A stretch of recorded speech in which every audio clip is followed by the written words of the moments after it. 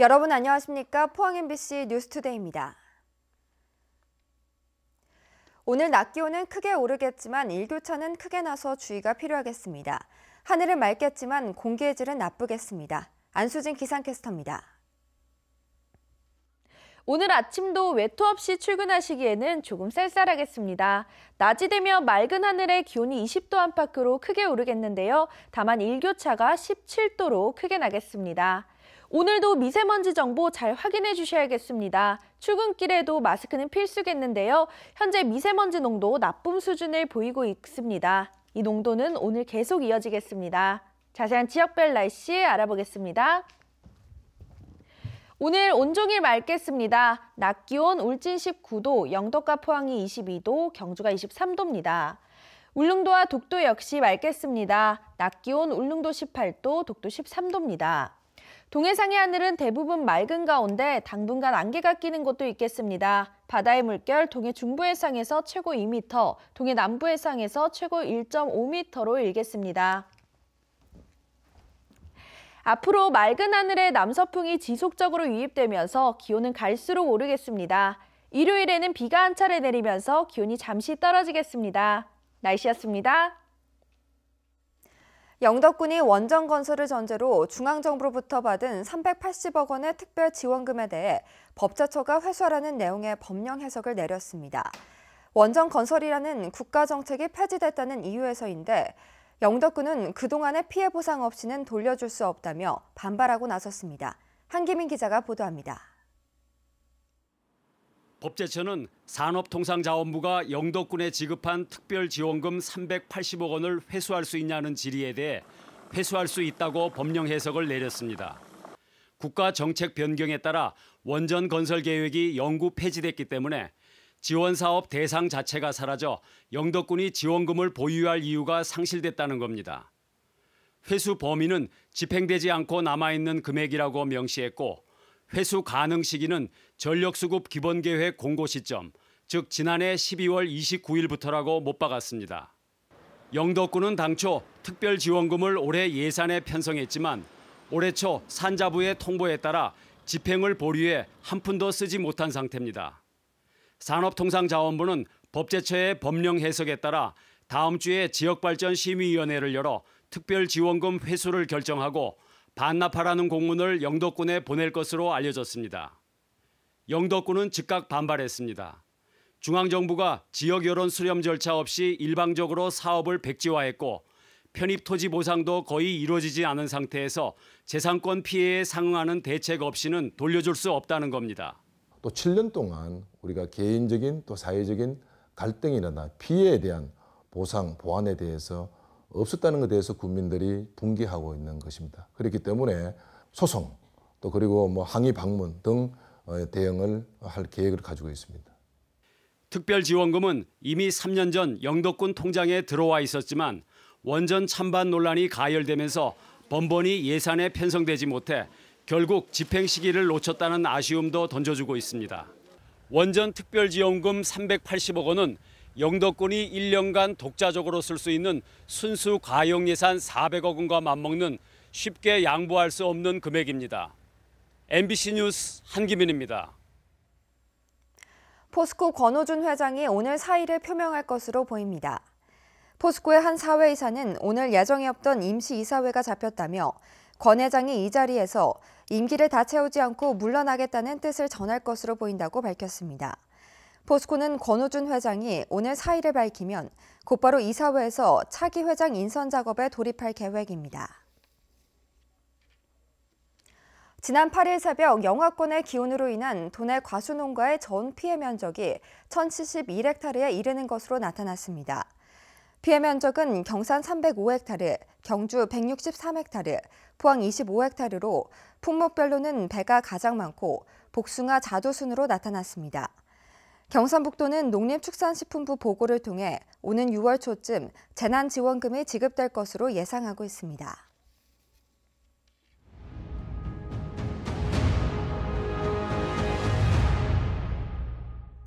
연속기획 포스코 50년을 말한다 두 번째 순서입니다. 최근 노조 파괴 문건이 공개된 삼성과 마찬가지로 포스코 역시 사실상 무노조 경영을 해온 대표적인 기업입니다. 수십 년 동안 노동조합이라는 내부 견제 장치도 없다 보니 경영진의 독주와 권력형 비리가 만연했고 대형 산업재해도 잇따랐습니다. 장미쁜 기자가 보도합니다.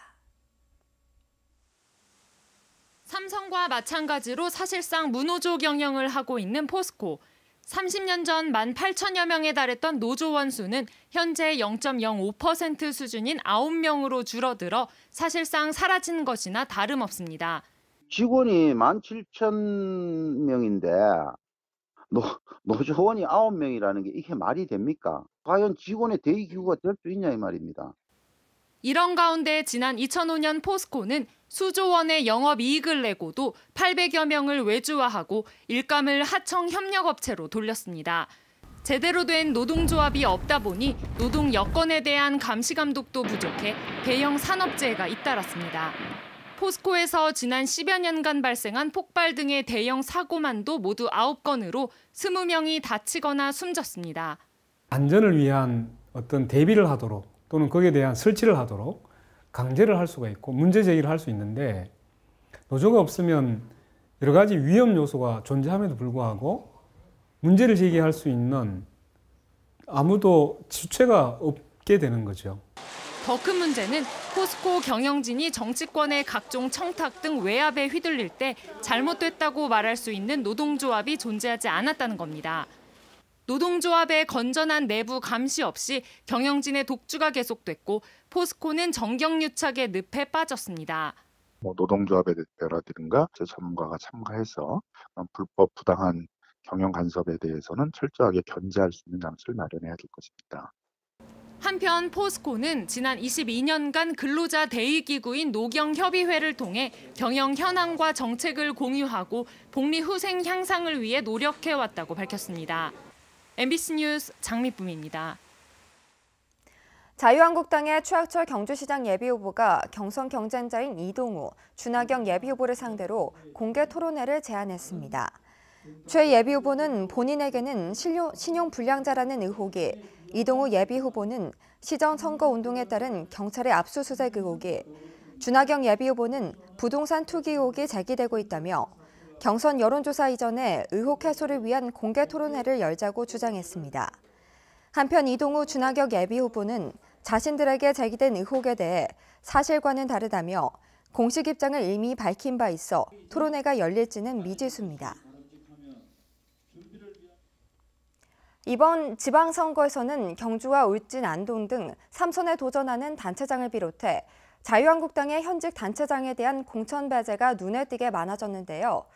이들 가운데 상당수가 무소속으로 출마할 움직임을 보이면서 경북에서 무소속 돌풍이 불지 관심을 모으고 있습니다. 조동진 기자의 보도입니다. 자유한국당 기초자치단체장의 공천 작업이 마무리된 가운데 경북 도원에서는 3선이나 재선에 도전하는 현직 단체장 6곳이 공천에서 탈락하자 무소속 출마가 잇따르고 있습니다. 권영세 안동시장은 기자회견을 통해 정파성을 떠나 상식과 기준이 통하는 건전한 시민사회를 만들겠다며 3선을 향한 출사표를 던졌습니다. 오로지 시민만을 바라보면서 다가오는 6.13 지방선거에서 무소속 안동시장 후보로의 출마와 동시에 끝까지 완주할 것을 천명합니다. 이현준 예천 군수도 수백 명의 지지자가 모인 가운데 자유한국당 탈당과 함께 사실상의 무소속 출마를 선언했습니다. 이기는 선거에 임할 수 있도록 하겠습니다. 무소속으로 출마하신다는 이야기입니다. 현재 출마하는 쪽에 무게를 두고 모든 준비를 차근차근히 하고 있습니다. 고윤환 현 시장과 신영국 전 시장의 경선이 예상됐던 문경시도 신영국 전 시장이 경선에 참여하지 않겠다고 밝혀 무소속 출마가 예상됩니다. 이정백 현 시장과 성배영 전 시장 모두 공천에서 탈락한 상주시도 무소속 출마에 나설 것으로 예상됩니다.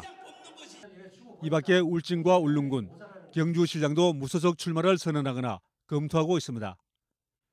무소속 출마에 나서는 단체장은 탄탄한 조직을 구축해왔고 여론조사에서도 우위를 보여왔기 때문입니다. 관록을 내세운 현직 단체장의 무소속 출마가 거대한 돌풍이 될지 찻잔 속의 미풍이 될지 그 어느 선거보다 관심이 높아지고 있습니다. MBC 뉴스 조동진입니다. 포항 호미반도 둘레길에 이어 송도 해수욕장에서 북쪽으로 동해안을 따라 걷는 둘레길이 조성됩니다. 포항시는 36억 원을 들여 송도 해수욕장에서 영일대 해수욕장, 칠포 월포를 거쳐 영덕군 경계인 화진 해수욕장까지 36.5km 구간을 오는 2020년까지 연결하기로 했습니다. 포항시는 자연 훼손을 줄이기 위해 지형과 지물을 최대한 활용하고 단절 구간을 연결할 때만 구조물을 설치할 방침입니다. 인공지능 기술과 사물 인터넷 등이 다양한 분야에서 활용되고 있습니다. 경상북도와 포스텍은 인공지능 거점센터를 열고 본격적인 관련 산업 육성에 나섰습니다. 임재국 기자가 보도합니다. 인공지능이 만들어낸 다양한 시가 컴퓨터 화면으로 연출됩니다. 3주 동안에 10만 5천여 식구를 입력하고 학습시켜 사람이 지정한 대로 시를 만들어낸 것입니다. 좋은 시를 내는 거는 아직 잘 못하지만 문법만큼은 잘 안 틀리는데 이 정도 속도라면은 언젠가는 아주 뛰어난 인공지능이 나타나지 않을까 기대하고 있습니다. 인공지능 기술은 이제 산업 분야는 물론 문학과 음악, 미술 등 창작 영역까지 활용되고 있습니다.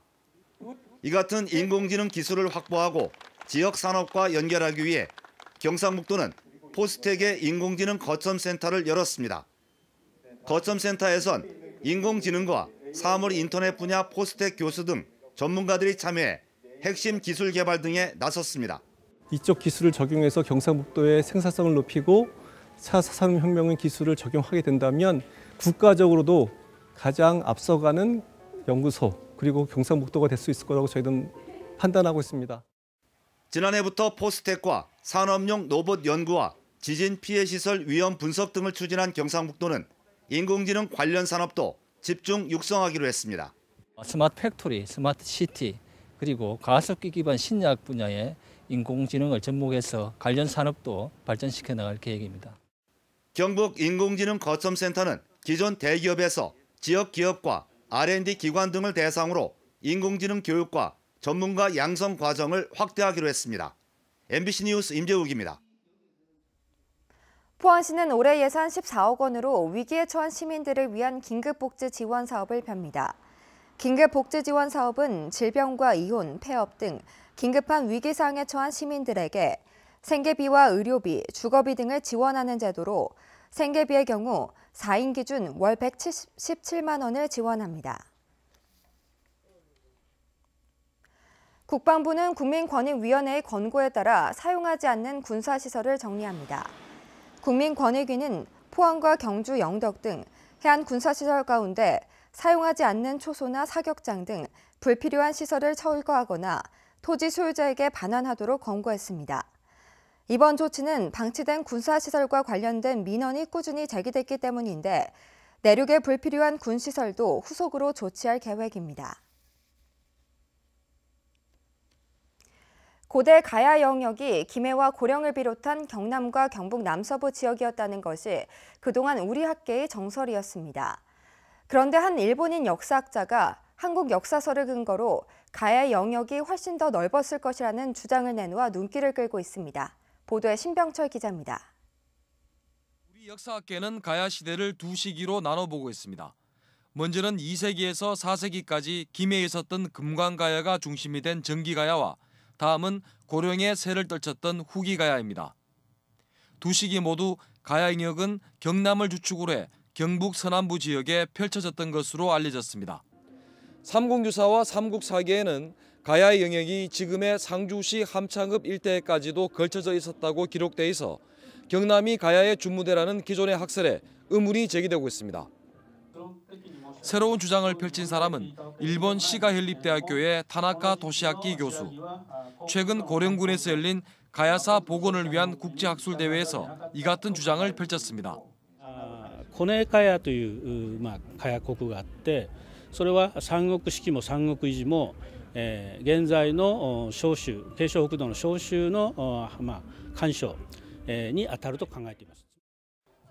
고령 가야의 유적과 유물은 아직 발견되지 않아 역사적 사실로 확인되진 않았지만 분명한 것은 고려시대 사람들은 그렇게 믿고 있었다는 점을 타나카 교수는 강조했습니다.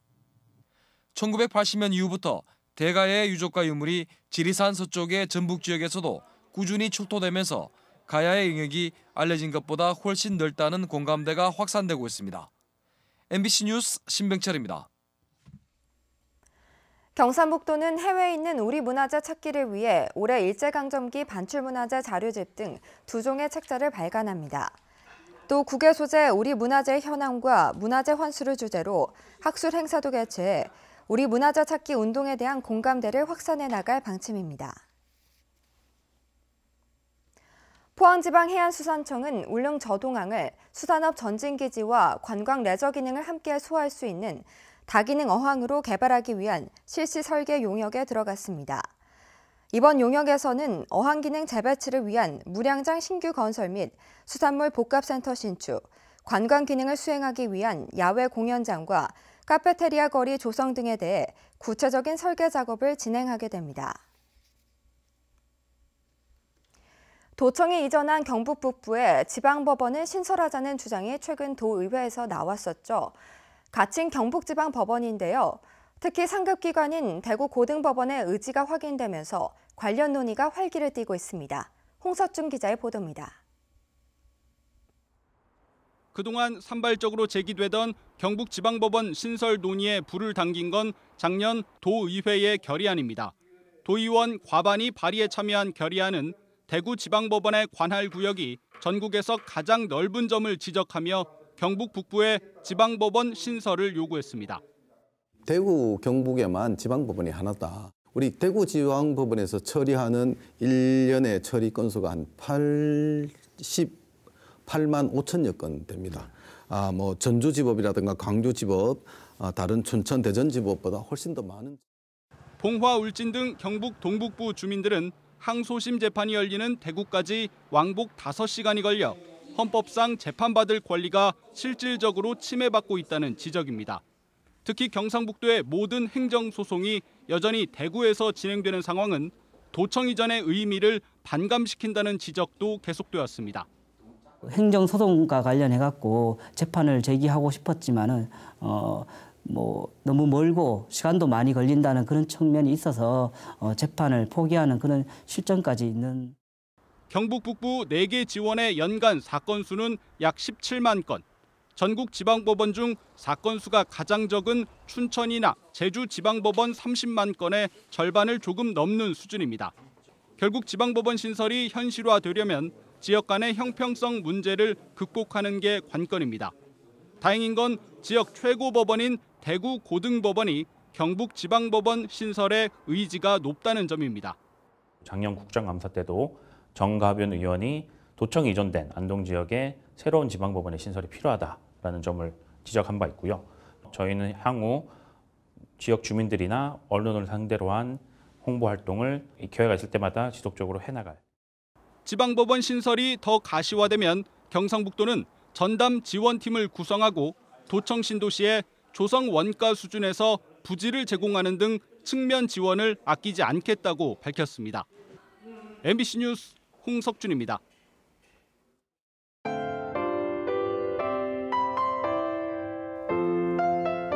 오늘 아침도 외투 없이 출근하시기에는 조금 쌀쌀하겠습니다. 낮이 되면 맑은 하늘에 기온이 20도 안팎으로 크게 오르겠는데요. 다만 일교차가 17도로 크게 나겠습니다.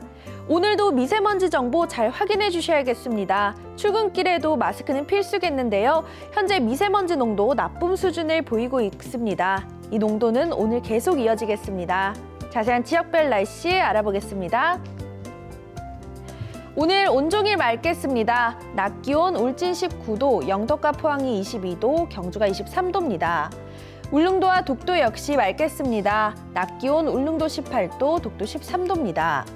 동해상의 하늘은 대부분 맑은 가운데 당분간 안개가 끼는 곳도 있겠습니다. 바다의 물결 동해 중부 해상에서 최고 2m, 동해 남부 해상에서 최고 1.5m로 일겠습니다. 앞으로 맑은 하늘에 남서풍이 지속적으로 유입되면서 기온은 갈수록 오르겠습니다. 일요일에는 비가 한 차례 내리면서 기온이 잠시 떨어지겠습니다.